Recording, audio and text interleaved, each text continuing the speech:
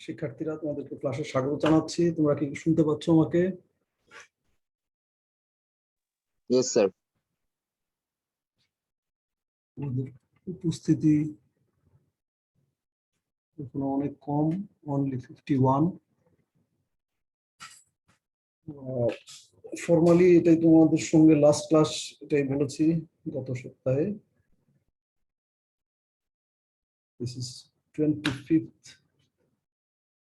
Lecture topics. যদিও class রয়েছে, class হচ্ছে আজকে সহ সম্ভবত 27টা ক্লাস হবে। দুইটা ডিসরাপশন হয়েছিল, সেই জন্য আমাদেরকে একই লেকচার একাধিক ক্লাসে কন্টিনিউ করতে হয়েছে, একই টপিকস। ক্লাস শুরু করার আগে তোমাদেরকে একটা কথা বলতে চাই, দেখি অ্যাটেন্ডেন্স বাড়ে কিনা। আমি একটু স্ক্রিন শেয়ার করে নেই।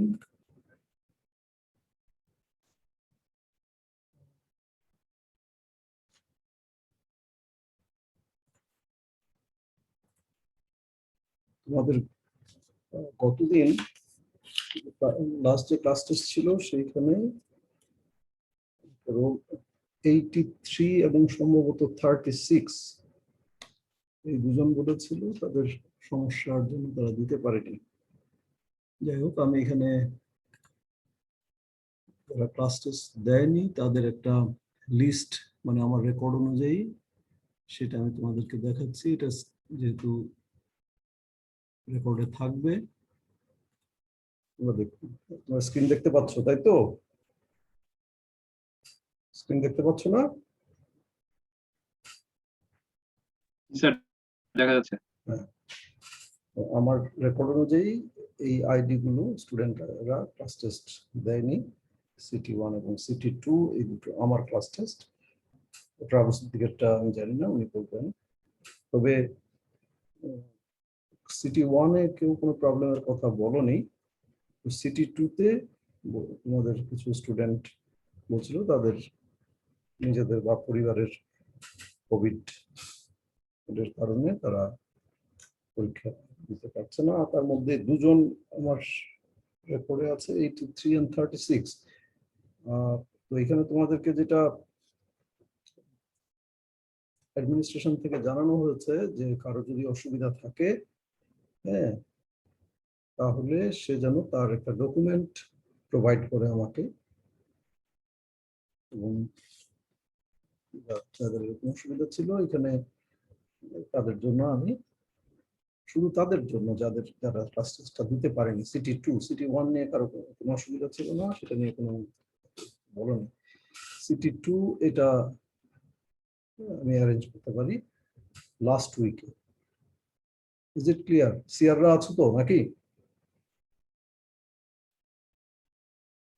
জি স্যার, আছি স্যার। হ্যাঁ, সো তোমরা অ্যাটলিস্ট তোমাদের ক্লাসমেটদের তোমরা নিশ্চয়ই ইনফর্ম করতে পারবা। এটা তো রেকর্ডে থাকবে ভিডিওটা। আসসালামু আলাইকুম স্যার। ওয়ালাইকুম আসসালাম, বলো। স্যার আমি রোল 174 স্যার, আমি সিটি 2টা দিছিলাম আপনাকে স্যার, মেইল করছিলাম লাস্ট, আমরা সাবমিট করতে পারি না, পরে মেইল করছিলাম। তো আমি পেয়ে থাকলে তো এটা আমি সেখান থেকে ডাউনলোড করার কথা। এনিওয়ে, আমি সেটা চেক করবো অ্যাগেইন। তুমি আমার সঙ্গে আবার যোগাযোগ করো। মেইলে দিয়ে থাকলে তো সেটা সেখানে থাকবে ডেফিনেটলি, না? জি আচ্ছা, স্যার, আমি মেইলে দিছিলাম। ঠিক আছে। সেটা দিয়ে থাকলে তো আমি বুঝছি যদি এখানে আমি ডাউনলোড করতে ভুলে যেতে থাকি মেইল থেকে, তাহলে সেটা থাকবে, মেইলে আছে। কেমন? সো সেটা আমি জি স্যার। ক্লাসের পরে সেটা চেক করবো। এনিওয়ে, সো এখানে আরো কারো কোনো ডাউট থাকলে সেটাও আমাকে জানাতে পারবো, অসুবিধা নেই। Hello sir. বলো। স্যার শুনতে পাচ্ছি, বলো। স্যার আমি রুল 39 স্যার, মানে কানেক্টিভিটি প্রবলেমের কারণে আমি মানে মেল করেছিলাম, তবে একটু পরে 10-12 মিনিট কোথায় মেইল করেছিলে? কোথায়? আপনার জিমেইলে। জিমেইল তো আমার কোনো অ্যাকাউন্ট তোমাদেরকে দেওয়া নাই বা নাই। জিমেইলে কোথা থেকে মেইল করবা? তোমাদেরকে তো, তুমি তো এটা গত অনলাইন টার্মের পরে ফাইনাল পরীক্ষা দিয়েছো, তারপরে এটা আমি জানো যে এটা পাঠাতে হবে আমার বুয়েটের মেইল অ্যাড্রেসে। স্যার আমি 133 আপনার বুয়েটের মেইলেই ইমেইল করছিলাম। কোনটা, সিটি 1 না সিটি 2? Sir city 2। আচ্ছা ঠিক আছে, সেটা আমি চেক করবো। যদি তুমি মেইল করে থাকো তাহলে সেগুলো নিশ্চয়ই মেইলে আছে।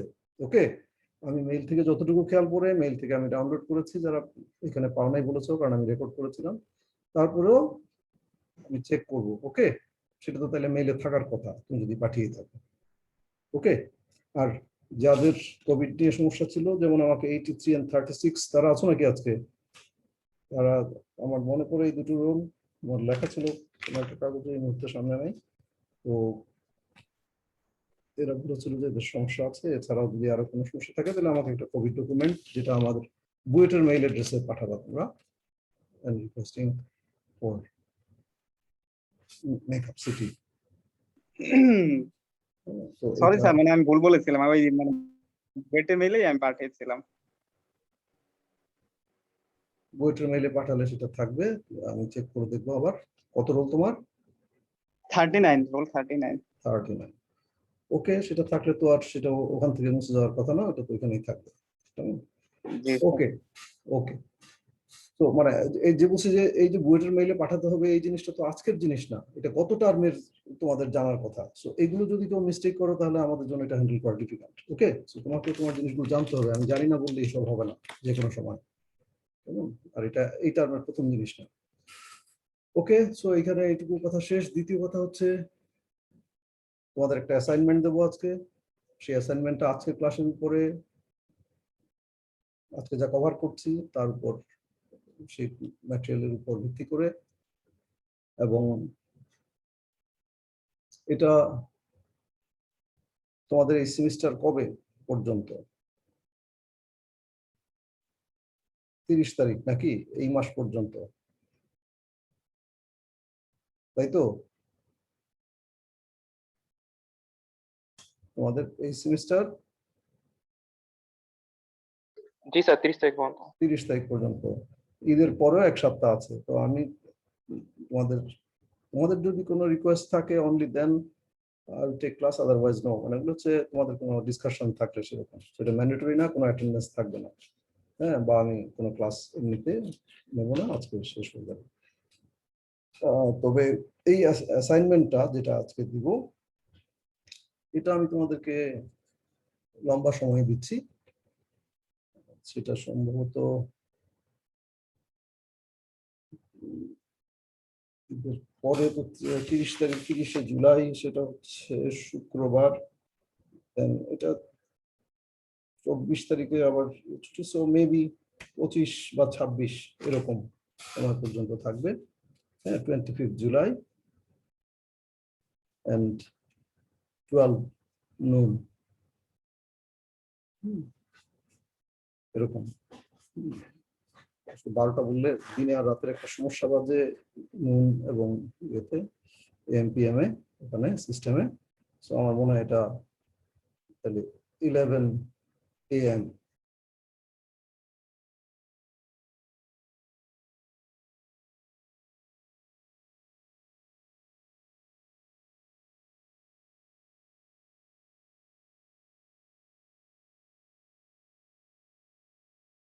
আচ্ছা, মিউট হয়ে গেল। যেটা আমি বলেছি যে অ্যাসাইনমেন্টটা 25 জুলাই, 25 জুলাই সেটা হবে রবিবার, সেটা 11 AM এই ডেডলাইন দিয়ে টিমসে পোস্ট করা থাকবে। সেটা আমি আজকেই পোস্ট করে দিব, so you will have ample time. তবে অ্যাসাইনমেন্টটা এরকম যে একজনের সঙ্গে আরেকজনের মিল হওয়ার কথা না।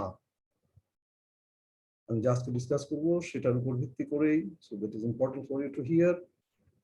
নাহলে ভিডিও থাকছে, কিন্তু একজন আরেকজনের থেকে ব্লাইন্ডলি কপি করতে যাবা না। সেরকম স্বাক্ষর যদি আমি পাই যে তুমি না বুঝে, তুমি বুঝলে তো আর আমার সেটা আমার পক্ষে বোঝা সম্ভব না। তবে সাধারণত যারা কপি করে, দে মেক সার্টেন মিস্টেকস, যেটাতে একদম প্রতীয়মান হয় যে সে আরেকজনের থেকে কপি করছে। এরকম জিনিস করলে তোমার মার্ক ড্রাস্টিক্যালি কমে যাবে। যে কার থেকে কপি করছো, I can not find that. So যে দেখাচ্ছ না উভয়ের। আর এমনিতে তোমাদের মধ্যে ডিসকাশনে কোনোই অসুবিধা নাই। তুমি জানো তোমার বন্ধুকে তুমি শেয়ার করতেই পারো, এটা এইভাবে করা যায়, এইভাবে করলে ভালো হয়, এইভাবে সহজ। এটা কখনোই এটাতে সমস্যা নাই, ডিসকাশন। ওকে, সো instruction একটু শেষ, then let me share the screen again as the topics. Screen share চলে গেল।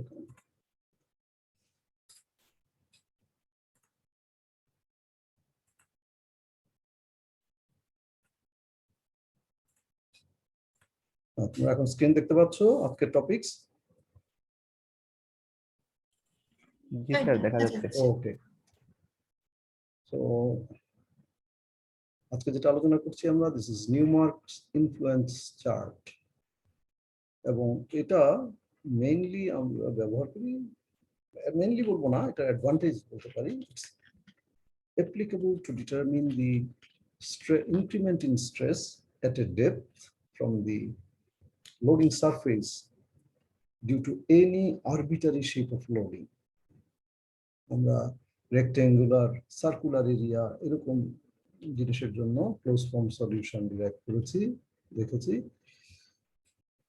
সলিউশন আসলে ডিরাইভ করিনি, সলিউশনটা কি সেটা জেনেছি, সেটা ব্যবহার করা যায় কিভাবে সেটা নিয়ে ডিসকাস করেছি।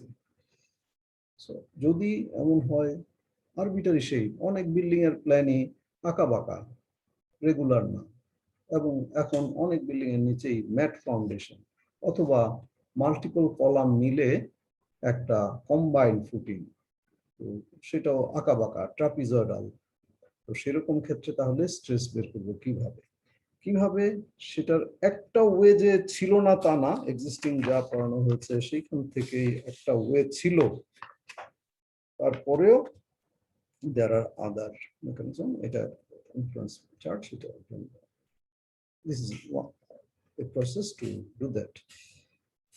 তো 1942 তে নিউমার্ক প্রথম সাজেস্ট করেছেন, প্রপোজ করেছেন। হ্যাঁ, এটা ভিত্তি কিসের উপরে? এটার ভিত্তি বুজিনেস্ক পয়েন্ট লোড ইকুয়েশনের উপরে। এই ইকুয়েশনটা আমরা এই টপিকসের শুরুতেই দেখেছিলাম।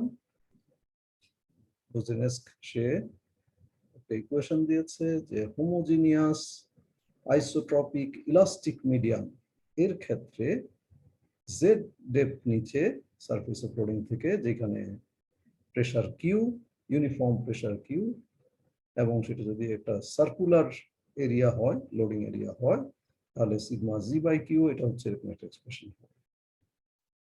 এর উপরের থেকে এইটা থেকে যদি আমরা সাইড ট্রান্সফার করে আর বাই জি বের করি, তাহলে কি দাঁড়াচ্ছে? এরকম একটা এক্সপ্রেশন দাঁড়াবে, যে আমি সিগমা জি কিউ এর ইন টার্মস অফ দ্যাট, এখানে -2/3, এদিকে আবার টু দি পাওয়ার হাফ। এই ইনফ্লুয়েন্স চার্ট দেখতে কেমন? ইনফ্লুয়েন্স চার্ট দেখতে বাদিকে যখন দেখছো কতগুলো কনসেন্ট্রিক সার্কেল থাকে সেখানে, এর ভিতরে নিচে খেয়াল করো ইনফ্লুয়েন্স ভ্যালু 0.005। সো এই চার্টের একটা ইনফ্লুয়েন্স ভ্যালু প্রত্যেকটা চার্টেরই থাকবে, সেটা এই চার্টের জন্য ইট ইজ 0.005, এবং এর উপরে আরেকটা লাইন থাকে, এখানে এটা এবি দিয়ে ডিনোটেড। এই লাইনটা কি ডিনোট করে? এটা ডিনোট করে স্কেল রিপ্রেজেন্টিং ডেপথ। আর এখানে প্রত্যেকটা সেগমেন্ট, এই যে কতগুলি কনসেন্ট্রিক সার্কেল আছে, তারপরে রেডিয়াল কতগুলো লাইন আছে, এগুলো এই এরিয়াটাকে কতগুলো ছোট ছোট পিসে বিভক্ত করে, এগুলোকে বলা হচ্ছে এক একটা মেশ অর ইউনিট। এটা influence unit or mesh or influence mesh, এভাবে বিভিন্ন ভাবেই বলা হয়ে থাকে। এটার ইউজটা কি, কিভাবে, how do we get the stress at a depth Z below a uniformly loaded area of intensity Q? অর্থাৎ একটা ফুটিং বা এরিয়া, তার উপরে কিউ প্রেসার আছে, সেটা থেকে আমরা ইনফ্লুয়েন্স চার্ট ব্যবহার করে কেমন করে তার জি ডেপথ নিচে স্ট্রেস বের করব।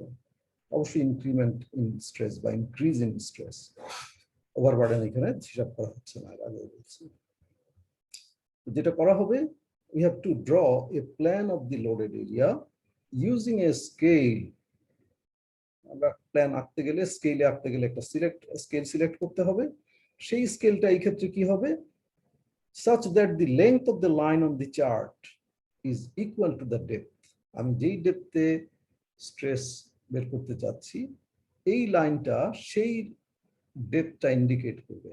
আমি যদি 3 মিটার নিচে স্ট্রেস বের করতে চাই তাহলে এবি ইকুয়াল টু 3 মিটার দাঁড়াবে। এবি নিশ্চয়ই কত মিলিমিটার, এখানে যেমন হয়তো 5 সেন্টিমিটার দেখানো আছে, এটা না থাকলেও কোনো অসুবিধা নাই, তুমি একটা স্কেল বসিয়ে এটা কতটুকু মেপে নিতে পারো, তাহলে এটা রিপ্রেজেন্ট করবে ফিল্ডের ওই ডেপথকে।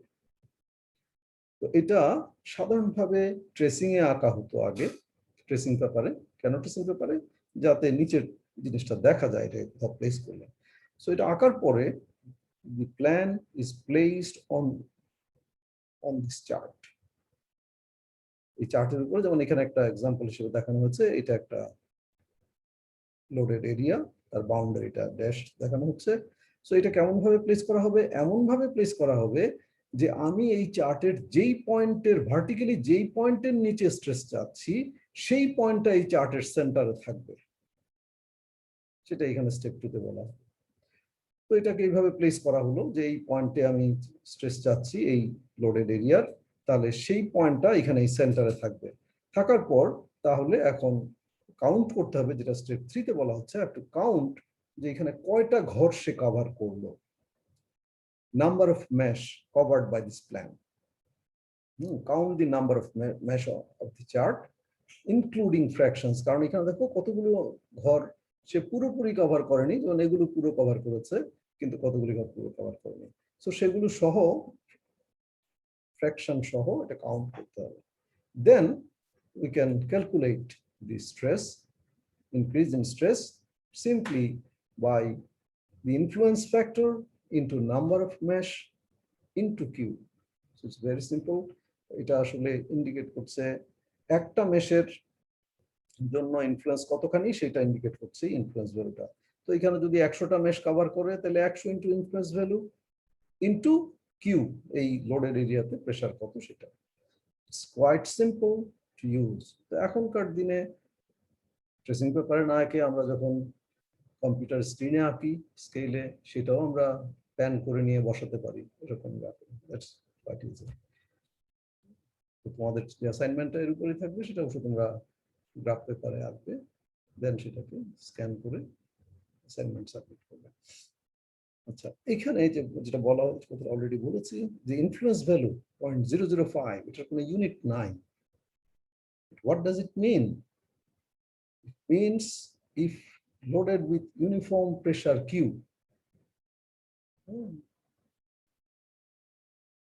it will produce an increase in stress of 0.005 Q at a depth represented by the line AB below the center. এটার সেন্টারের এবি ডেপথ নিচে, এবি যে লাইনটা ইন্ডিকেট করবে, আমি যা বলবো এটাকে যদি 2 মিটার বলি তাহলে 2 মিটার নিচে, এটাকে যদি 3 মিটার বলি 3 মিটার নিচে, এইরকম একটা সার্কুলার লোডেড এরিয়ার এরকম সেন্টারের এবি ডেপথ নিচে এই প্রতিটা সেগমেন্টের জন্য স্ট্রেস কতখানি বাড়ছে সেটা ইন্ডিকেট করছে দিস ইনফ্লুয়েন্স ভ্যালু। কারো কোনো জিজ্ঞাসা যা এখানে এক্সপ্লেইন করলাম? আচ্ছা, এক্সাম্পল আছে একটা, সেটা দেখলে হয়তো ক্লিয়ার হতে পারে। So let's go further. There are some comments about this chart. এই চার্ট ব্যবহার করে সহজেই we can determine the increase in stress at various points at a depth. বিভিন্ন পয়েন্টে, কারণ আমি যখনই প্ল্যানটা এঁকে নিলাম তারপর এটা তো জাস্ট স্লাইড করে আমি যে কোনো পয়েন্টে এটাকে সেট করতে পারি। সো সহজেই বিভিন্ন পয়েন্টের স্ট্রেস বের করা যায়। And another big advantage, it can be used for irregular shaped loaded area, আর আরেকটা বড় অ্যাডভান্টেজ হচ্ছে যে we can also find the stress increase below a point that lies inside or outside the loaded area. আমার footing stress increase শুধুমাত্র তো তার নিচেই হবে না, তার বাইরেও হবে। সো সেটাও আমরা এখানে বের করতে পারি। তবে যেমন এইখানে মানে এটা একটা চার্ট একটা ডেপথের জন্য তৈরি করা হয়ে থাকে, তবে আমরা এটা অন্য ডেপথের জন্য ব্যবহার করতে পারি। হ্যাঁ, চাইলে আমরা এটা স্কেল চেঞ্জ করে অন্য ডেপথের জন্য ব্যবহার করতে পারি, অথবা we can draw another chart, you can prepare another chart to use for the depth. অথবা এই স্কেলটাকে আমি আমার ইচ্ছে মতো বলতে পারি এটা কয় মিটার ইন্ডিকেট করবে, কয় ফুট ইন্ডিকেট করবে। So either way, so there are lot of advantages. এখানে একটা চার্টের প্রিপারেশন প্রসিডিউর বলছি। এই চার্ট এমন নয় যে নিউমার্ক সাহেব দিয়ে দিয়েছেন আমরা শুধুমাত্র সেটাকেই ব্যবহার করছি, এরকম নয়। We can make this chart ourselves, এবং তোমাদের অ্যাসাইনমেন্টে সেটা লাগবে। You have to prepare a chart. এটা প্রিপারেশনটা এই জন্য দরকার বোঝাটা, তুমি চার্ট ইউজ করতে গেলে এইটা না বুঝলে ডিফিকাল্ট। ধরো we want to make a chart for 2 meter depth, যে একটা লোডেড সারফেস তার 2 মিটার নিচে স্ট্রেস কি বাড়বে সেটা বের করার জন্য আমি একটা চার্ট তৈরি করি।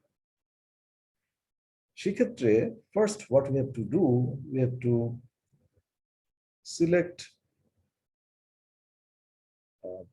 Delta sigma G by q. এখানে আমরা আজকে শুরুতে যে ইকুয়েশনটা দেখেছিলাম, দেখো Boussinesq equation for point load, এটাকে আমরা r by z equal to কি দাঁড়াবে সেই এক্সপ্রেশনটা বের করেছিলাম। তাহলে এই যে আর বাই জি, এটা দুটো লিনিয়ার কোয়ান্টিটি, এটা ডিমেনশনলেস, কোনো ইউনিট নাই। সো এইটা আমরা একটা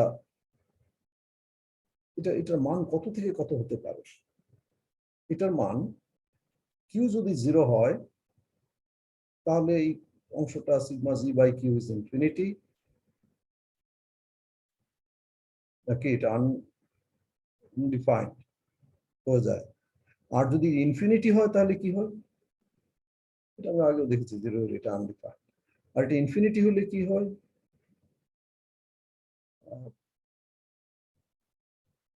সেক্ষেত্রে এটা ইনফিনিটি হলে তো অবশ্যই এটাও সেক্ষেত্রেও এটা আনডিফাইন্ড থাকবে। আসলে কিউ ইনফিনিটি আমাদের দরকার না, আমাদের দরকার আর by sigma G by q. এইটার রেসপেক্টে এখানে যেমন আমরা যেটা বলেছি যে আমাদেরকে সিগমা জি বাই কিউ এটার একটা ইন্টারভেল সিলেক্ট করতে হয়। সে এখানে আমি সিলেক্ট করেছি 0.1। তো এই মানটা যদি আমরা এই ইকুয়েশন 2 তে বসাই সিগমা জি বাই কিউ, তাহলে নিশ্চয়ই আর বাই জি পাবো। এইখানে পয়েন্ট লোডের যে এক্সপ্রেশনটা আছে এটা কি দিচ্ছিল আমাদেরকে, এটা দিচ্ছিল যে আমার যে পয়েন্টে কিউ লোডটা আছে তার থেকে রেডিয়ালি আর ডিস্টেন্স দূরে এবং ডেপথ জেড, সেইখানে স্ট্রেস ইনক্রিমেন্ট কত সেটা সিগমা কিউ। এইখানে আমরা এই সিগমা জি বাই কিউ তার একটা ইন্টারভেল নিচ্ছি। এরকম ভাবে ইন্টারভেল যদি 0.1 করে নেই তাহলে সিগমা জি বাই কিউ দাঁড়াবে 0.1, তারপরে 0.2, 0.3, 0.4, হ্যাঁ এইভাবে 0.9। তারপরে যদি এটা 1 এ যায়, সিগমা জি বাই কিউ যদি 1 হয়ে যায় তাহলে এখানে দেখো এটা 1 হলে এটা 1 - 1, এটা যেহেতু নেগেটিভ আছে এটা ইনফিনিটি দাঁড়াবে। ইনফিনিটি দাঁড়ালে আর ইনফিনিটি হয়ে যাবে। সো এখানে আমরা ঠিক 1 এর ভ্যালু পাবো না সিগমা জি বাই কিউ 1 এর জন্য, তার চেয়ে কম কোনো সংখ্যার জন্য ভ্যালু পাবো। তো এখানে 0.1 ইন্টারভেলে আমরা সিগমা জি বাই কিউ কতগুলো ভ্যালু নিলাম। তাহলে ওই ইকুয়েশনে বসানোর পরে উই গেট আর বাই জি, সেই ইকুয়েশনে বসিয়ে আর বাই জি পেয়েছি। এইখান থেকে যেহেতু এই চার্টটা আমি 2 মিটারের জন্য ডেভেলপ করছি, তার মানে জি আমি বেছে নিয়েছি, I have selected 2 metre, and তাহলে এই ক্ষেত্রে আর বাই জি পেলে আর পেতে পারছি এখন ক্যাপিটাল আর। এখানে জি দিয়ে মাল্টিপ্লাই করলে, 2 দিয়ে মাল্টিপ্লাই করলেই এই বিভিন্ন আর বাই জি এর জন্য আই গেট আর। এখন এই আরটা কি ইন্ডিকেট করছে? আরটা তো যে রেডিয়াল ডিস্টেন্স ইন্ডিকেট করছিল, রেডিয়াস ইন্ডিকেট করছিল। Now let's draw some circles.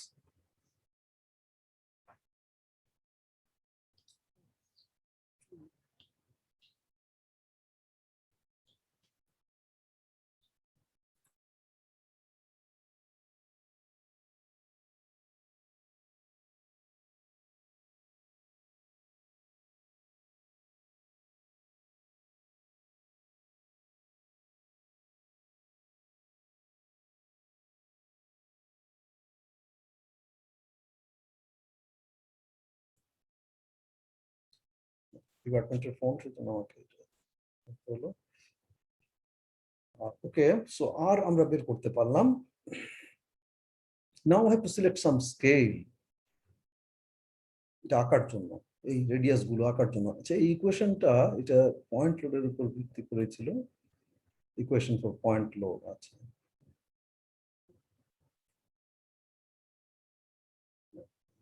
এটা আসলে ইকুয়েশন অফ পয়েন্ট লোড না, তোমরা যদি ইকুয়েশনটা দেখো, সেই ইকুয়েশনটা ছিল stress increment at any depth below the center of a uniformly loaded circular area. এটা আগের বোধহয় আমার লেকচার 21 এ আছে সম্ভবত, যে ওই পয়েন্ট লোডকে ইন্টিগ্রেট করে আমরা সার্কুলার এরিয়ার জন্য স্ট্রেস বের করেছিলাম। সো এই আর রেডিয়াসের একটা সার্কেল, সেটাকে যদি কিউ ইউনিফর্ম ভাবে লোড দেওয়া হয়, তাহলে এর সেন্টারে জি ডেপথ নিচে যেটা, সেটা এখানে বলা আছে stress increment at any depth below the centre of A uniformly loaded circular area. এই ইকুয়েশনটা বুঝেন পয়েন্ট লোড ইকুয়েশন থেকে আসছে সেটা। সো এইখানে তাহলে আমরা যখন এই সার্কেলগুলি আঁকতে যাব, যেখানে আর পেয়েছি, সার্কেলের রেডিয়াস পেয়েছি, একটা স্কেল লাগবে। নাও লেটস ডিসাইড যে ধরো আমি 15 মিলিমিটার, এখানে 1 millimetre, 1 metre in the field, ধরো আমি মিটার দিয়ে তো রাখতে পারবো না কাগজে, আমি এখানে ধরে নিচ্ছি যে ফিল্ডের 1 মিলিমিটার মানে আমার ড্রয়িং এর 15 মিলিমিটার হবে। তাহলে স্কেলটা কত হবে এটা তোমরা বুঝতেই পারো, যে এখানে 15 মিলিমিটার আর এটা 1 মিটার মানে 1000। সো রেশিও দিয়ে বললে 15:1000, অথবা বিভিন্ন ভাবে বলি আমরা না, 15 মিলিমিটার টু 1 মিলিমিটার, এরকম বিভিন্ন ভাবে এক্সপ্রেস করা হয়ে থাকে রেশিওতে এটা। আচ্ছা, এখন এই স্কেলে তাহলে এই যে ডায়ামিটার রেডিয়াস গুলো পেলাম, এই রেডিয়াস গুলো ড্রয়িং পেপারে কয় মিলিমিটার ধরে আঁকবো? 1000 মিলিমিটার যদি 15 মিলিমিটার হয়, ফিল্ডের 1000 মিলিমিটার, তাহলে পয়েন্ট মিটারে আছে। তাহলে এইভাবে বলি যে ফিল্ডের 1 মিটার যদি 15 মিলিমিটার হয়, তাহলে ফিল্ডের 0.54 মিটার কত হবে? ইটস সিম্পলি রেশিও, বা যেটা ঐকিক নিয়ম শিখেছো, তো সেইভাবে এটা 8.1, এবং প্রত্যেকটাই বের করা যাচ্ছে এটা সহজে। এখানে সেটা দেখানো আছে, you can get it very easily. এখন এই রেডিয়াস গুলো বের করার পরে now let's draw the circles. এই যে বিভিন্ন, তাহলে আমার সিগমা জি বাই কিউ 0.1, তার করসপন্ডিং যে সার্কেলটা হবে সেটা 8.1, 0.2 করসপন্ডিং সার্কেলটা হবে 12 মিলিমিটার রেডিয়াসের, 0.3 সিগমা জি বাই কিউ, তার করসপন্ডিং সার্কেলটা হবে 15.5 millimeter. So I can now draw this circles, এই 1 2 3 এইভাবে।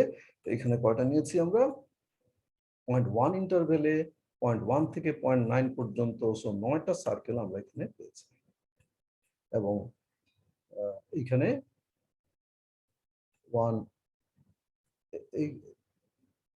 9টা সার্কেল এখানে আমরা আঁকতে পারছি। Then what we have to do, এই সার্কেলগুলো কি ইন্ডিকেট করবে তাহলে? কারণ তুমি যদি ইকুয়েশনটা বুঝে থাকো, যে ইকুয়েশনকে আমরা থেকে আমরা আর বাই জি বের করেছি, এই ইকুয়েশনটা হচ্ছে একটা সার্কুলার এরিয়া যদি কিউ লোড ইউনিফর্মলি লোডেড হয়, তাহলে স্ট্রেস ইনক্রিমেন্ট কি হবে সেটা দিচ্ছিল। সো এই সেই সার্কুলার এরিয়াটাকেই তো তাহলে আঁকলাম আমরা, যেহেতু আর এঁকেছি। হ্যাঁ, সো এই প্রতিটা সার্কেল এটা কি রিপ্রেজেন্ট করছে? যেমন প্রথম সার্কেলটা এখানে যে 8.1 মিলিমিটারের যে সার্কেলটা আঁকলাম সেটা তাহলে ইন্ডিকেট করবে যে সিগমা জি বাই কিউ 0.1 এর করসপন্ডিং এটা, সেটা ইন্ডিকেট করবে যে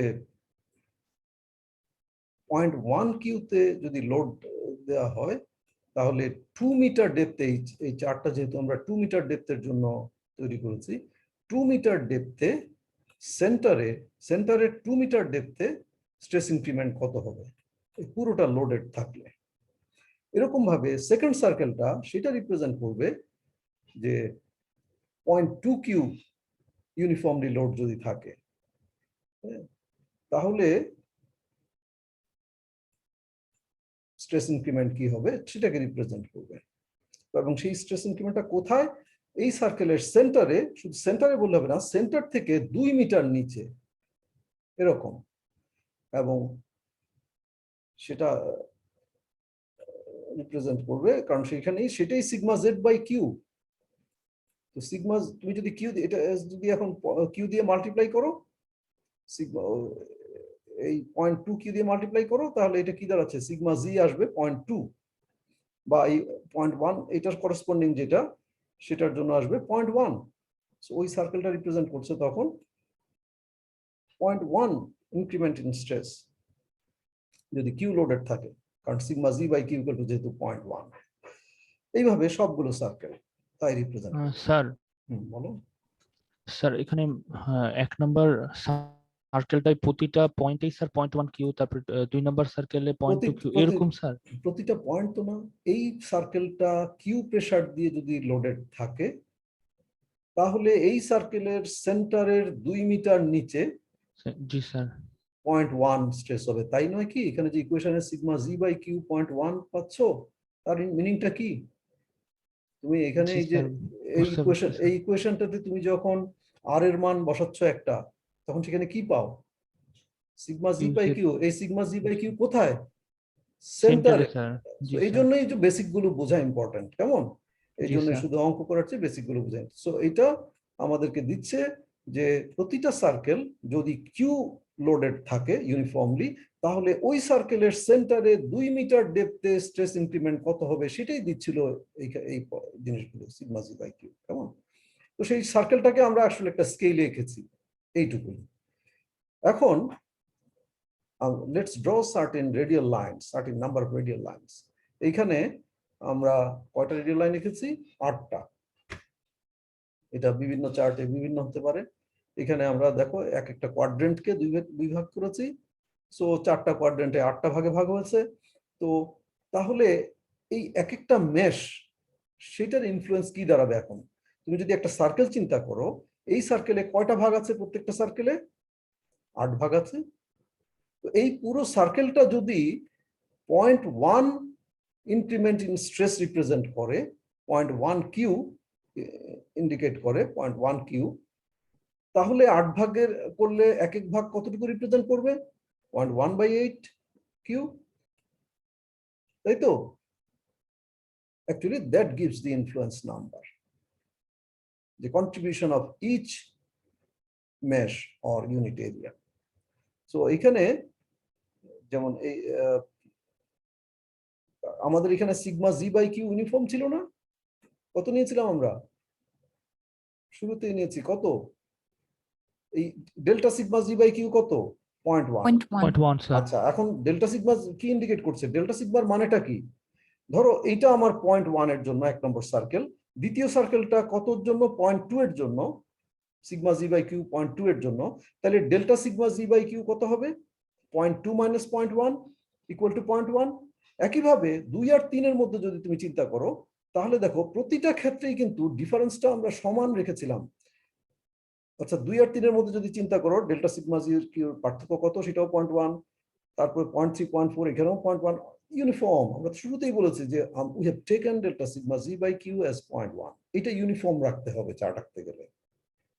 তার মানে এই দুটো সার্কেল, যে কোনো দুটো সার্কেল, কনজিকিউটিভ সার্কেল, তাদের মধ্যের যে অ্যানিউলার স্পেসটা, সেই স্পেসটা রিপ্রেজেন্ট করছে কত? 0.1 কিউ। এখন সেটাকে আমি 8 ভাগে ভাগ করতে পারি, 10 ভাগে ভাগ করতে পারি, 20 ভাগে ভাগ করতে পারি। তাহলে প্রত্যেকটা ভাগ কি হবে? যত ভাগে ভাগ করছি সেটা দিয়ে ওই পয়েন্ট এখানে 0.1 তাকে ভাগ করব। সো আমার এখানে ইনফ্লুয়েন্স চার্টের যেটা ইনফ্লুয়েন্স ভ্যালু সেটা এসছে কত 0.1 ডিভাইডেড বাই 8, আমি 8 ভাগ করেছি। এবং এখানে 0.1টা কি ইন্ডিকেট করছে, সেটা যে অ্যানুলার স্পেসটা ইন্ডিকেট করছে, তাই না? কারণ এটা তো ডেল্টা, খেয়াল করে দেখো delta sigma G by Q. So যে কোনো দুইটা কনজিকিউটিভ সার্কেল তার ডিফারেন্সটা তো তার অ্যানুলার পোর্শনটা। Is it clear? স্যার বলো।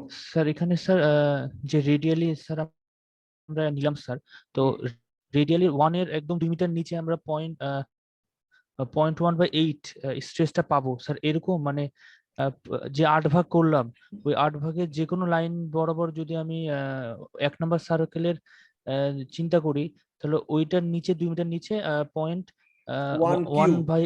0.1 কিউ অর্থাৎ সিগমা জি বাই কিউ 0.1 হবে। জি স্যার, কিন্তু রেডিয়ালের কথা বলতেছি স্যার, রেডিয়াল রেডিয়ালি বরাবর নয়, যদি আমি নিয়ে রেডিয়াল নয়। তুমি এই ইকুয়েশনটা अगेन চিন্তা করো, ইকুয়েশনটা কি ছিল? Stress increment at any depth below the center of a uniformly loaded circular area. তার মানে আমি একটা সার্কেল চিন্তা করছি, এই সার্কেলটা ইউনিফর্মলি লোড দিয়েছি, কত লোড দিয়েছি কিউ, এবং তার এই সার্কেলের সেন্টারের জেড ডেপথ নিচে কত স্ট্রেস হবে সেটা সিগমা জি। তো এইখানে ইকুয়েশনে যখন আমি এই সার্কেলের রেডিয়াসটা বসাচ্ছি এবং জেড বসাচ্ছি, আমি কি পাচ্ছিলাম? সিগমা জি বাই কিউ, তাই তো? তাহলে কি দাঁড়াচ্ছে? আমার একটা সার্কেল আছে যেটা ইউনিফর্মলি লোডেড কিউ, হ্যাঁ, এই সার্কেলের রেডিয়াস আমি জানি, এখানে সেটা বসিয়েছি। আমি 2 মিটার ডেপথ নিচে স্ট্রেস পেতে চাচ্ছি, তো সেটা কত হলো? ধরো এই মানটা আসলো 0.1। এই মানটা 0.1 আসার মানেটা কি? তাহলে সিগমা জি ইকুয়াল টু কত? 0.1 কিউ। জি স্যার। ঠিক আছে, তো এখন পুরো সার্কেলটার জন্য যদি আমার এই সেন্টারের 2 মিটার নিচে 0.1 কিউ লোড হয়, ঠিক আছে, তাহলে এর 8 ভাগের 1 ভাগের জন্য কত হবে, বা 10 ভাগের 1 ভাগের জন্য কত হবে? 0.1 ভাগ 10 হবে। এখানে আমি 8 ভাগ করেছি, সেই জন্য ডিভাইডেড বাই 8। আর এই আরেকটা জিনিস খেয়াল করো, আমি এইখানে অবশ্য এইখানে আমরা চিন্তা করেছি কোনটা? ডেল্টা। এই সিগমা জি বাই কিউ 0.1 হলেও আমরা এখানে 0.2 কে 8 দিয়ে ভাগ করলে অন্য কিছু হবে, 0.3 কে ভাগ দিয়ে অন্য কিছু হবে। সো যে কথাটা বলেছি যে আমার একটা সার্কেল, এই 1 নম্বর সার্কেলটা ইন্ডিকেট করছে 0.1 কিউ, 2 নম্বর সার্কেলটা ইন্ডিকেট করছে কত? 0.2 কিউ। এবং এই দুটো ডিফারেন্স কোনটা? ডিফারেন্সটা হচ্ছে যে মাঝখানের যে অ্যানুলার অংশ আছে সেটা, নাকি? জি স্যার। তো তাহলে ডিফারেন্সটা এই যে সিগমা জি বাই কিউ এটা হচ্ছে 0.1, এটা সিগমা জি বাই কিউ এটা 0.2, তাহলে এই দুটো সার্কেলের ডিফারেন্স সেটা কি দাঁড়াচ্ছে? কত দাঁড়াচ্ছে? Sir 0.1 Q. 0.1। এরকম যে কোনো দুইটা কনজিকিউটিভ সার্কেলের জন্যই তাই দাঁড়াচ্ছে, নাকি? কারণ আমরা তো এই ডেল্টা সমান নিয়েছিলাম এখানে, হ্যাঁ, এই 0.2 থেকে 0.1 মাইনাস করলো 0.1। কনজিকিউটিভ কে দেখো 0.2 0.3 ডিফারেন্স 0.1, 0.3 0.4 এটা ডিফারেন্স 0.1। তো তার মানে আমরা যে একটা ইউনিট চিন্তা করেছি এখন, সেই ইউনিটটা কোনটা? সেই ইউনিটটা কিন্তু পুরো সার্কেলের 8 ভাগের 1 ভাগ বলি নাই। সেই ইউনিটটা কোনটা? মেশটা কোনটা? সেটা হচ্ছে এই যে অ্যানুলার পোরশনের একটা অংশ। অর্থাৎ এই যে দুটো সার্কেলের, মনে করো এই সার্কেলটা আর এই সার্কেলটা, এই দুটো ডিফারেন্স তো অ্যানুলার পোরশনটা ছিল, নাকি? সেই ডিফারেন্সটা কত দাঁড়াচ্ছিল আমাদের এখানে? Delta sigma G by Q কত দাঁড়াচ্ছিল? 0.1। জি স্যার। এই সার্কেলটা একটা সিগমা জি বাই কিউ বলছে, এই সার্কেলটা আরেকটা sigma G by Q corresponding. তো এই সার্কেলের যে সিগমা জি বাই কিউ, এই সার্কেলের যে সিগমা জি বাই কিউ, এই দুটো ডিফারেন্স কত আমাদের এই ক্ষেত্রে? 0.1। তো আমি তো সেটাকে যত ভাগে ভাগ করব, এই অ্যানুলার পোরশনটা তত ভাগে ভাগ হয়ে যাচ্ছে না অ্যাকচুয়ালি? একটা মেশ ইউনিট তাই ইন্ডিকেট করছে না অ্যাকচুয়ালি? জি স্যার। ঠিক আছে, সো এই ইনফ্লুয়েন্স ফ্যাক্টরটা আসলে ইন্ডিকেট করছে একটা মেশের কন্ট্রিবিউশন। এই মেশ বলতে কি মিন করছে? পুরো সার্কেলের পার্ট কি মিন করছে? তা না, মেশটা কি মিন করছে? এই যে এখানে দেখো মেশটা কি মিন করছে? স্যার 8টা পার্ট এখানে যেহেতু 8 ভাগে হ্যাঁ, কার 8 ভাগ? কার 8 ভাগের 1 ভাগ? স্যার প্রতিটা অ্যানুলার অ্যানুলার পার্টের 8 ভাগের 1 ভাগ। স্যার। হ্যাঁ, তো তো অ্যানুলার পার্টটা কি ইন্ডিকেট করছে? আমরা অ্যানুলার পার্টটাকে আসলে সমান রেখেছিলাম এখানে, এই জন্যই সেই ডিফারেন্সটাকে আমরা বলেছি যে সেটা সমান হতে হবে, যে delta sigma G by Q এটা সমান রাখতে হবে। ওকে, সো যদিও সার্কেল আঁকার সময় এগুলো রেডিয়াস বা ডায়ামিটার দেখতে পাচ্ছ, যতই দূরে যাচ্ছি এইখানে অ্যানুলার পার্টের উইডথটা বাড়ছে, কিন্তু উইডথ বাড়লেও এইটা এই বড় অংশের যা ইনফ্লুয়েন্স এখানে, এই ছোট অংশের ইনফ্লুয়েন্স একই 0.1, কারণ আমরা ডিফারেন্সটা একই রেখেছিলাম। জি স্যার, 0.1 এটাতে কনফিউশন ছিল স্যার। হ্যাঁ ঠিক আছে, তো জি এটা স্যার। বলি Okay, এটা হয়েছে। সো এখন তাহলে এই চার্টটা আমি তৈরি করলাম ফর 2 মিটার ডেপথ, অর্থাৎ এর উপরে আমি যদি একটা এরিয়া প্ল্যান এবি স্কেলে একে বসাই, কারণ এখানে আমি কি ধরেছি 1 metre in the field is equal to 15 millimetre, সেইভাবে একে ধরে এটা আমি এঁকেছি। ওকে, সো সেই হিসাবে আমার প্রথমটা এইটা রেডিয়াস হয়েছিল 8.1 মিলিমিটার, দ্বিতীয়টা রেডিয়াস কত হচ্ছে 12 মিলিমিটার, তারপর একটা 15.5 মিলিমিটার, এরকম হয়েছে।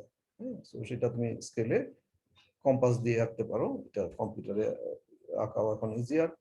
আচ্ছা, তো এখন এই স্কেলটাকে আমি গ্রাফিক্যালি যদি রিপ্রেজেন্ট করি এখানে, তাহলে কি দাঁড়াবে? এটা কোন ডেপথের জন্য এঁকেছি? আমরা শুরুতেই ডেপথ ধরে নিয়েছিলাম 2 মিটার। তাহলে আমার এই স্কেলে এই যে 1 মিটার ইকুয়াল টু 15 মিলিমিটার, তাহলে এটা ডেপথটা 2 মিটার ডেপথের জন্য আঁকা এটা। হ্যাঁ, তাহলে এখানে গ্রাফিক্যাল যে স্কেলটা হবে সেটা 2 মিটারের করেসপন্ডিং কত আসবে? এটার লেন্থ এখানে 30 মিলিমিটার। আমি যদি এখানে এটা নাও বলতাম তাহলেও কোনো অসুবিধা নাই, কিন্তু আঁকার সময় এটার লেন্থটা 30 মিলিমিটার রাখতে হতো একই স্কেলে। এবং এটা রিপ্রেজেন্ট করছে যে এই চার্টটা এবি ডেপথের জন্য, এবি যত মিটার বলবো এই চার্টটা সেই ডেপথের জন্য হবে, সেই স্কেলে আঁকতে হবে আমাকে প্ল্যানটা। আর এই চার্টের ইনফ্লুয়েন্স ভ্যালু 0.0125।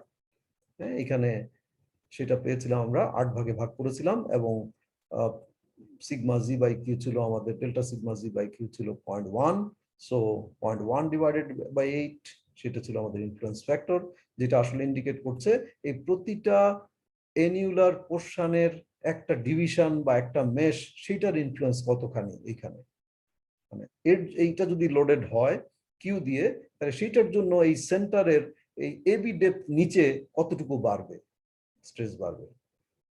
একটু নিজেরা চিন্তা করলেও এই জিনিসটা ক্লিয়ার হবে। আর তারপরে তোমাদের কোনো জিজ্ঞাসা থাকলে সেটা আমি বলবো। এই পর্যন্ত কোনো জিজ্ঞাসা?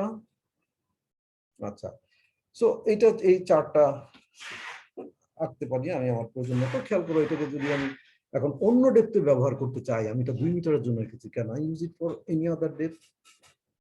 Of course I can. তাহলে আমাকে স্কেলটা চেঞ্জ করে দিতে হবে।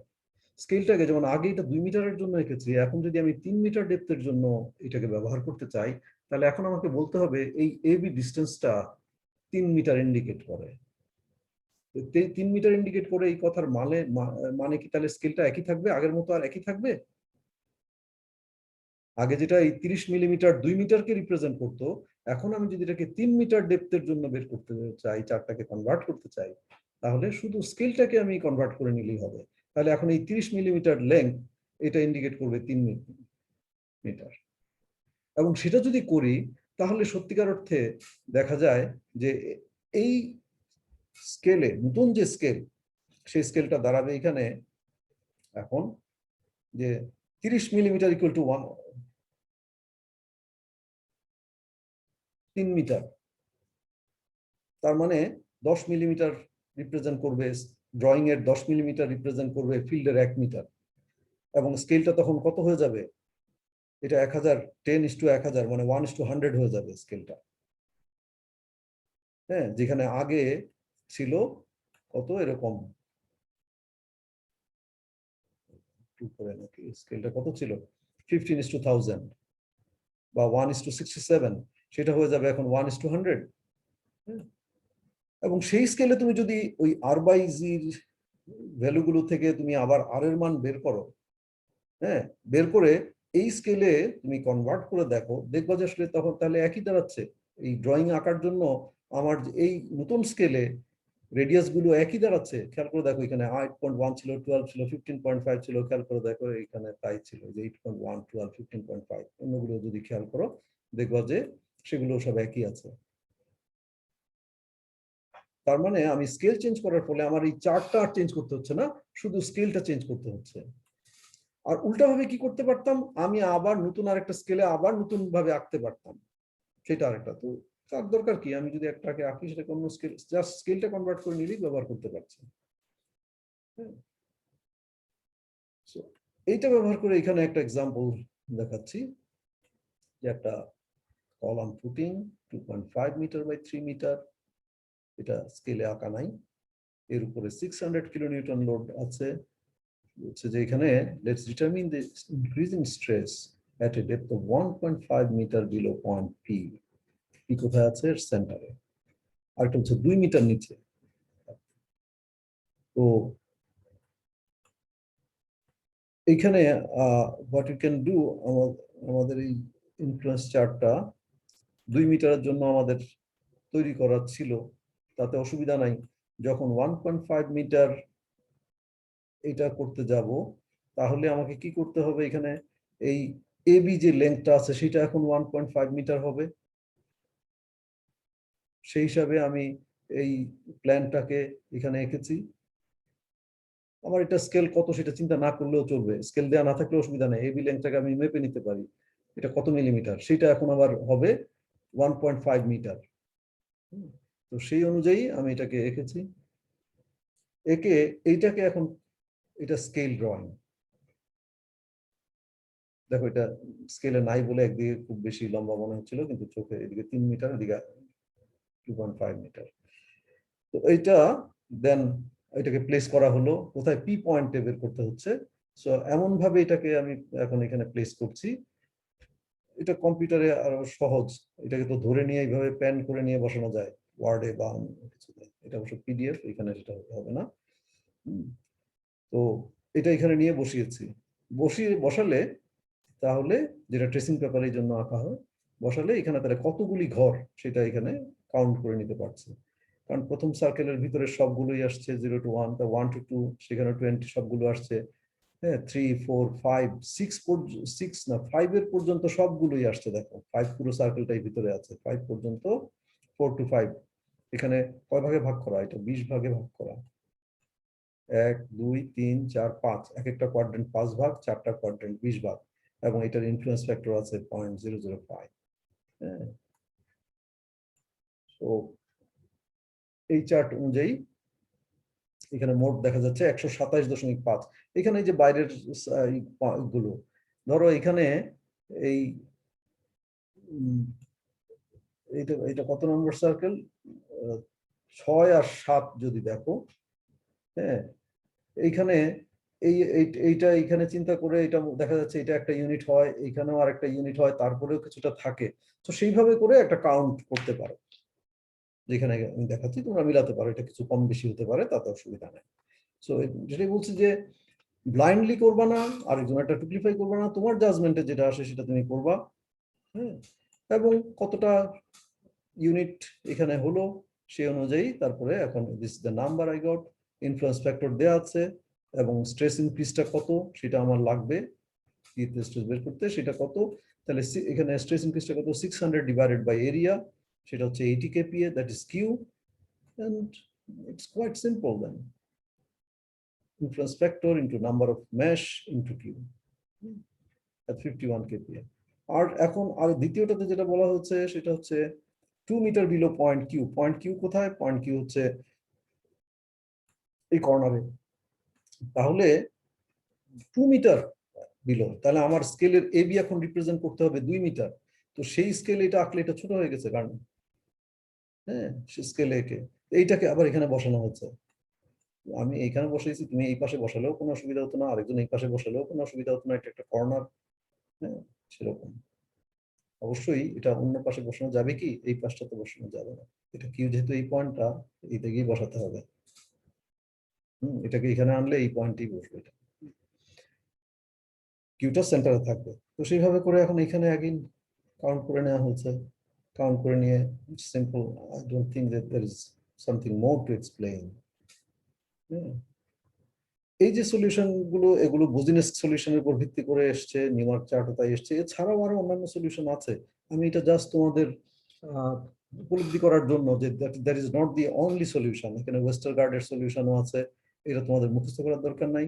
হ্যাঁ, তবে কনসেপ্টটা বুঝো। বুঝনের সলিউশন সেটা ছিল হোমোজিনিয়াস আইসোট্রপিক মিডিয়ামের জন্য, আর ওয়েস্টারগার্ডের সলিউশন সেটা হচ্ছে যদি লেয়ার থাকে, যেমন স্যান্ড, সিল্ট, ক্লে লেয়ার, এরকম ভেরিয়াস স্টিফনেসের, যেটা আমাদের দেশের সয়েলে বেশিরভাগ ক্ষেত্রে দেখা যায়।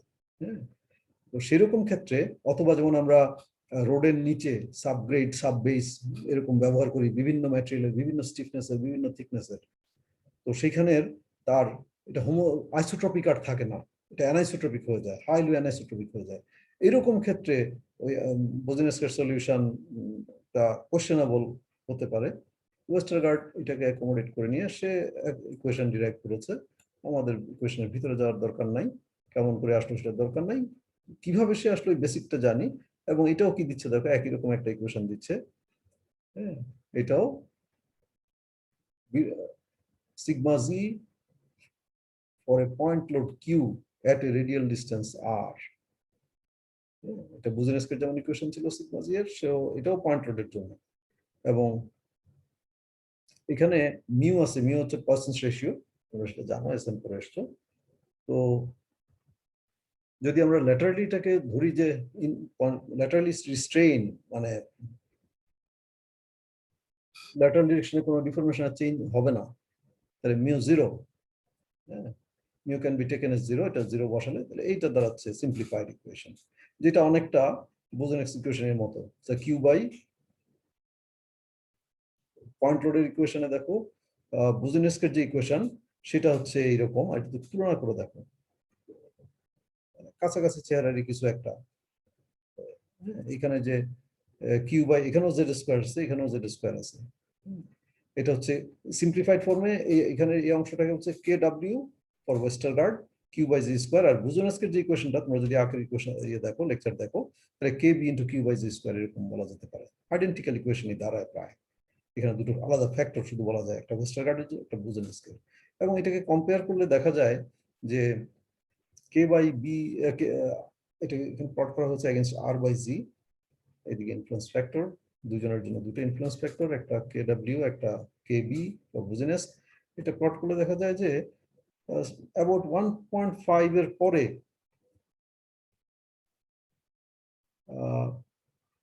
এখানে আর বাই জি 0.8 এর নিচে হলে, এটা 1.8 এর নিচে হলে কে কার ইনফ্লুয়েন্স ফ্যাক্টরটা বেশি, বুজেনেসকের বেশি, ওয়েস্টারগার্ডের এটা কম। তো ল্যাটারালি যদি রিস্ট্রেইনড হয়, স্টিফ হয়, তাহলে কম নিচে স্ট্রেস ট্রান্সমিট হবে, এটাই স্বাভাবিক। হ্যাঁ, সেরকম। আর সার্টেন আর বাই জির পরে যে এটা একদম negligible difference, or r by z greater than about 1.5, both the equations gives almost same stress. So এখানে দেখছি যে কনসেপচুয়াল পয়েন্টটা জানলেই চলবে। এছাড়াও আরো ইকুয়েশন আছে যেগুলো আমরা এখানে ডিসকাস করছি না তোমাদের এই আন্ডার গ্রাজুয়েট লেভেলে, বাট তোমাকে এইটুকু এক্সপোজার আমি দিচ্ছি যে দেয়ার আর আদার সলিউশনস অলসো। তোমার প্রফেশনাল লাইফে দরকার হলে তোমাকে সেগুলো দেখতে হবে, যেটা আমরা বরাবরই বলছি, you have to develop an attitude for life learning. মানে তোমাকে, তুমি সবসময় তোমাকে কেউ শিখিয়ে দিবে এমন নয়, তুমি তোমার নিজের শেখার চাকাটা চালু হতে হবে। এই জন্য অনেক ক্ষেত্রেই আমি তোমাকে বলছি যে এটা তুমি দেখো, তুমি বোঝার চেষ্টা করো, আমি তোমাকে একটা হিন্টস দিয়ে দিচ্ছি। কেমন? এইটাকে যদি এখানে প্লট করা হয় একটা about horizontal plane stress at different point, এখানে যেটা প্লট করেছিল বিভিন্ন আর বাই জেড এ, মানে যেখানে লোডটা অ্যাপ্লাই করা হচ্ছে তার থেকে বিভিন্ন আর বাই জেড এর জন্য। আর এখানে যেটা প্লট করা হচ্ছে একটা হরাইজন্টাল প্লেনে, অর্থাৎ সেম ডেপথে একটা হরাইজন্টাল প্লেনে। তো হ্যাঁ, এখানেও আর বাই জেড এর দিকে ভেরি করছে। তাহলে দেখা যাচ্ছে এখানে বুজেনের সলিউশন অবশ্যই হায়ার স্ট্রেস ইন্ডিকেট করবে, ওয়েস্টারগার্ডের সলিউশন সেটা লোয়ার। হ্যাঁ, এটা কিছুটা, কিন্তু একটা সার্টেন ডিস্টেন্স পরে যে, এই যে বলছি 1/5 পরে যে, দুটোর মধ্যে আর তেমন কোনো পার্থক্য নাই। তো কোথায় কোনটা অ্যাপ্লাই করবা সেটাও তাহলে এখন বুঝতে পারো যে তুমি যখন একটা রোড বা পেভমেন্ট ডিজাইন করছো, সেখানে হয়তো ওয়েস্টারগার্ডের সলিউশনটা মোর অ্যাপ্লিকেবল হতে পারে, কারণ সেখানে তোমার ল্যাটারাল কনফাইনমেন্ট অনেক বেশি হবে, স্টিফনেস, ল্যাটারাল স্টিফনেস বেশি হবে। তুমি যখন জিও রিনফোর্সমেন্ট ব্যবহার করবা সেক্ষেত্রেও একই জিনিস হবে। হ্যাঁ, রোড সাবগ্রেডে সেক্ষেত্রে। সো এই যে সেন্সটা তোমার ডেভেলপ করতে হবে যে কোথায় কোনটা অ্যাপ্লাই করলে যেমন তুমি যদি ওয়েস্টারগার্ডের ইকুয়েশনটা ব্যবহার করো এবং সেরকম ক্ষেত্রে, তাহলে স্ট্রেস কিছুটা কম হবে, তোমার ডিজাইন ইকোনমিক হবে। কিন্তু তুমি যদি ফিল্ডে সেটা অ্যাচিভ না করো, তাহলে তো আবার ইকোনমিক থাকবে না, কাগজে কলমে হিসাব করলেই তো ইকোনমিক থাকবে না। তো তোমার ফিল্ডে কিভাবে করছো সেটার উপর নির্ভর করে তুমি ডিজাইন করবে। আরেকটা জিনিস জানা এখানে ইম্পর্টেন্ট, কন্ট্যাক্ট প্রেশার। আমরা এখানে ধরে নিচ্ছি, এই যে এই জায়গায় আমরা ধরলাম যে এই লোডটা অ্যাপ্লাই করার ফলে এই জায়গায় যে প্রেশারটা আসবে সেটা সমান প্রেশার 80 kPa, এই যে এরিয়া দিয়ে ভাগ করেছি, তার মানে এখানে 80 kPa প্রেশার এই লেভেলে ইম্পোজড হচ্ছে। তো আসলে এটা হবে কিনা, এটা নির্ভর করে আসলে যে লোডিং সারফেস তার ফ্লেক্সিবিলিটির উপর, আমাদের যে ফুটিং বা যেটা এগুলো না করে তার ফ্লেক্সিবিলিটির উপরে। হ্যাঁ, তো এটা ফ্লেক্সিবল হলে একরকম আর রিজিড হলে আরেক রকম। ফ্লেক্সিবল যদি হয়, এবং শুধু তা না, এটা নির্ভর করে আরো এটা কি ধরনের ম্যাটেরিয়াল, স্যান্ড না ক্লে, তার উপরে। যদি ক্লে হয়, হ্যাঁ, এবং ফ্লেক্সিবল ফাউন্ডেশন হয়, যেমন তুমি এমব্যাঙ্কমেন্ট বানাচ্ছ, সেখানে তো আর এখানে কোনো সলিড কিছু নাই, কিন্তু একটা ফুটিং বা একটা ম্যাট, কংক্রিটের ম্যাট, সেটা অনেক রিজিড, একটা পেভমেন্ট সেটা রিজিড। সো ফ্লেক্সিবল যদি হয়, তাহলে দেখা যায় প্রেশার ডিস্ট্রিবিউশনটা ইউনিফর্ম অন ক্লে। স্যান্ড যদি হয়, তাহলেও কিন্তু প্রেশার ডিস্ট্রিবিউশনটা ইউনিফর্ম, কিন্তু দেখো ডিস্ট্রিবিউশনের প্যাটার্ন ডিফারেন্ট। ক্লের ক্ষেত্রে মাঝখানে প্রেশারটা বেশি, দুই দিকে প্রেশার সেম, প্রেশার ডিস্ট্রিবিউশনটা সেম, কিন্তু ক্লের ক্ষেত্রে সেটেলমেন্ট প্রোফাইল, এটা এই ড্যাশ লাইন দেখাচ্ছে সেটেলমেন্ট প্রোফাইল, মাঝখানে সেটেলমেন্ট বেশি, আর স্যান্ডের ক্ষেত্রে মাঝখানে সেটেলমেন্ট কম, এইদিকে সেটেলমেন্ট বেশি। কেন? কারণ স্যান্ডের ক্ষেত্রে কনফাইনমেন্ট না থাকলে পার্টিকেল গুলো সরে যায়। হ্যাঁ, এটা হচ্ছে ফ্লেক্সিবলের জন্য প্রেশার ইজ ইউনিফর্ম, সেটেলমেন্টের প্যাটার্নটা ভিন্ন। আর যদি রিজিড হয়, তাহলে রিজিড ফাউন্ডেশন এই দুটো, এটা ক্লের ক্ষেত্রে তখন দেখা যায় যে প্রেশার আর ডিস্ট্রিবিউশন আর ইউনিফর্ম হয় না। অর্থাৎ তুমি এখানে লোড চাপালেও সেটা এরিয়া দিয়ে ভাগ করে ইউনিফর্ম প্রেশার হয় না। ক্লের ক্ষেত্রে দেখা যায় মাঝখানে কম প্রেশার, এবং স্যান্ডের ক্ষেত্রে মাঝখানে বেশি প্রেশার, কিন্তু সেটেলমেন্ট তখন ইউনিফর্ম, কারণ এটা অনেক রিজিড, এক সমান সেটেল করবে। তো এই কনসেপ্টটা এইটুকু তোমাদের বোঝা উচিত। তবে ইন রিয়েলিটি এটার ডিফারেন্স খুব বেশি না, যেটা এখানে বলা হয়েছে, যে আমরা ডিজাইনে এটাকে ইউনিফর্ম ধরে নেই, এবং এই যে আনসার্টেনিটি গুলো, এইটা উপলব্ধি করাটা বেশি ইম্পর্টেন্ট। এই আনসার্টেনিটি গুলোর জন্যই আমরা ফ্যাক্টর অফ সেফটি ইউজ করি, হায়ার ফ্যাক্টর অফ সেফটি, এবং এই আনসার্টেনিটি গুলো ফ্যাক্টর অফ সেফটি অ্যাকোমোডেট করে। কাজে ফ্যাক্টর অফ সেফটিকে তুমি কম্প্রোমাইজ করবা কিনা তোমার রিয়েল লাইফে ডিজাইনে, যেখানে 3 বা 4, ইভেন তোমার যদি সয়েল প্যারামিটার গুলো ঠিক মতো তোমার ডিটারমিন করা না হয়ে থাকে, সেখানে ডাউট থাকে, সয়েলের ভেরিয়েশন থেকে থাকে প্রপার্টিজে, তাহলে তোমাকে হায়ার ফ্যাক্টর অফ সেফটি ব্যবহার করতে হবে। সো এই জাজমেন্ট গুলো কখন তুমি নিতে পারবা? যখন তুমি পুরো জিনিসগুলো সম্পর্কে থিওরিটিক্যাল তোমার লিপিং সাউন্ড থাকবে। এই প্রেশার ডিস্ট্রিবিউশন গুলো এই জন্য জানা ইম্পর্টেন্ট। আর এখানে কিছু বলা নেই, this is the last thing, limitation যেটা বলা হচ্ছে, যে আমরা যে এই ইলাস্টিক থিওরি ব্যবহার করে যে সলিউশন গুলো পাই, সেটা 20 to 30% ভেরি করেক্ট। আমার এগুলো মেজার করে যেটুকু দেখা গেছে যে 20 to 30% ভেরি করে, এবং সেটাই আমরা সেই জন্য আমাদেরকে higher factor of safety use করতে হয় সয়েলে সবসময়। যেখানে স্টিলে তুমি 1.5 ইউজ করলে চলে, কংক্রিটে হয়তো 2 ব্যবহার করছো, সয়েলের অনেক ক্ষেত্রে বা 3, 4, 5, 6 ব্যবহার করতে হবে। তো এইটুকুই আমার দিক থেকে। আজকে তোমাদের যে অ্যাসাইনমেন্টটা, সেটা আমি পোস্ট করে দিব। সেটা আজকে যা পড়িয়েছি তার মধ্য থেকে এরকম একটা রেক্টেঙ্গুলার লোডেড এরিয়া, সেখানে